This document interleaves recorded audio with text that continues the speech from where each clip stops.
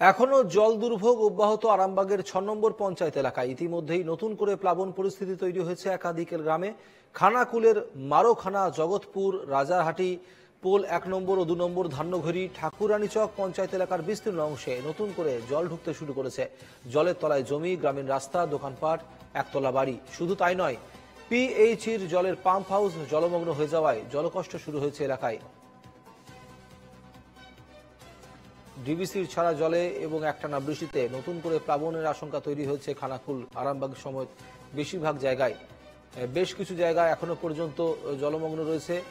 জল পেরিয়ে যাতায়াত করতে হচ্ছে নিত্যযাত্রীদের। দুর্ভোগ বাড়ছে প্রতিদিনের মতো নিত্যযাত্রীদের। কিন্তু নতুন করে যে সমস্যা, যে পাম্প হাউস, সেই পাম্প হাউসও জলের তলায় চলে গিয়েছে, যে কারণের জন্য পানীয় জলকষ্টের সমস্যা শুরু করেছে এবার এই সমস্ত এলাকায়। জমির বেশ কিছু গ্রাম, চাষের জমি, ফসল নষ্ট দেখতে পাচ্ছেন আপনারা। যোগাযোগের মাধ্যমে একমাত্র নৌকা হয়ে দাঁড়িয়েছে এই সমস্ত এলাকায়। মারোখানা, জগৎপুর, এই সমস্ত এলাকার দোকানপাট বন্ধ রয়েছে।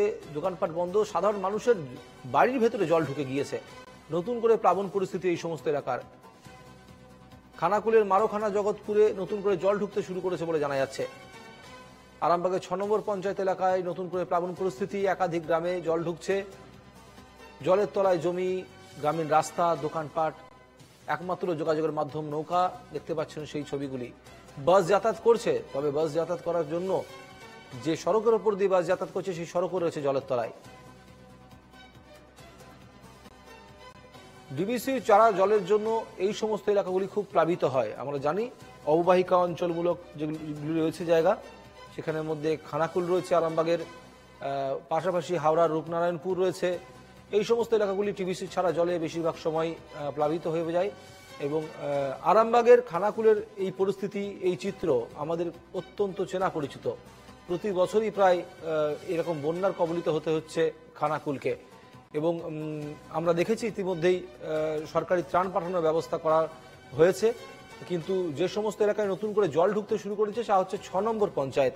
আরামবাগের ৬ নম্বর পঞ্চায়েতে নতুন করে জল ঢুকতে শুরু করেছে। দেখতে পাচ্ছেন নৌকা নিয়ে যাত্রী পারাপার করা হচ্ছে। ঘরের ভেতরে জল ঢুকে গিয়েছে কিভাবে। দোতলা বাড়িতে গিয়ে এখন এই মুহূর্তে নিচেতলা সম্পূর্ণভাবে জলমগ্ন, যে কারণের জন্য বাড়ির বাসিন্দাদের ওপর তলায় গিয়ে থাকতে হচ্ছে বাধ্য হয়ে। সমস্যা হচ্ছে খাওয়া দাওয়ার, সমস্যা হচ্ছে পানীয় জলের। নিত্য বাজারহাট, প্রয়োজনীয় সামগ্রী আনতে গিয়েও চরম সমস্যার সম্মুখীন হচ্ছেন সাধারণ মানুষ, যে কারণের জন্য ত্রাণের ব্যবস্থা করা হয়েছে সরকারের তরফ থেকে। খানাকুলের মারোখানা, জগৎপুরে এই সমস্ত এলাকায় নতুন করে জল ঢুকতে শুরু করে দিয়েছে। কারণ আমরা জানি যে ইতিমধ্যেই গতকালও প্রচুর পরিমাণে জল ছেড়েছে পাঞ্চেত থেকে শুরু করে দুর্গাপুর ব্যারেজ, যে কারণের জন্য নতুন করে প্লাবনের আশঙ্কা দেখা দিয়েছে এই সমস্ত এলাকায়।